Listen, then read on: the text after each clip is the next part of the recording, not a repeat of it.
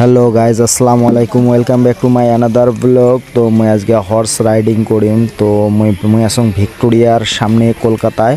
তো ফাইনালি মুই এই ঘোড়াটা চড়িম। তো দেখো ঘোড়াটা বড়, সেই মানে তেজুয়ান ঘোড়া, খুব শক্তিশালী। তো মুই এটার উপরে চড়িম আর চড়ি পুরা ভিক্টোরিয়ার চারপাশটা বেড়াইম। তো ফাইনালি মুই চড়ি গেলুম ঘোড়ার পিঠিত।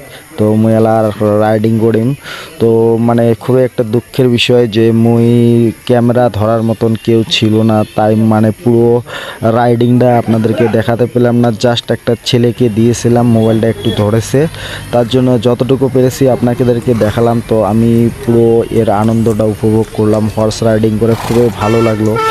আপনারাও যদি আসেন তো ভিক্টোরিয়ার সামনে এমন অসংখ্য ঘোড়া রয়েছে। 250 টাকা করে নেয় আর মোটামুটি 1 কিলোমিটারের মতো হর্স রাইডিং করায়, মানে ঘোড়ার উপরে চড়ে বেড়ানো যায়। তো গাইস, আপনারাও আসবেন। আর কোথা থেকে ব্লগটা দেখছেন অবশ্যই কমেন্ট করবেন, আর আমাদেরকে একটু সাপোর্ট করবেন যাতে আমি আরও নতুন নতুন ব্লগ বানিয়ে আপনাদেরকে দেখাতে পারি। তো ভালো থাকবেন। আর আপনারাও পারলে ভিক্টোরিয়ার সামনে এসে এরকম হর্স রাইডিং করতে পারবেন। তো গাইস, আমি ফাইনালি ঘোড়ার পিঠে থেকে নেমে পড়লাম। তো ভালো থাকবেন, সুস্থ থাকবেন, খোদা হাফেজ।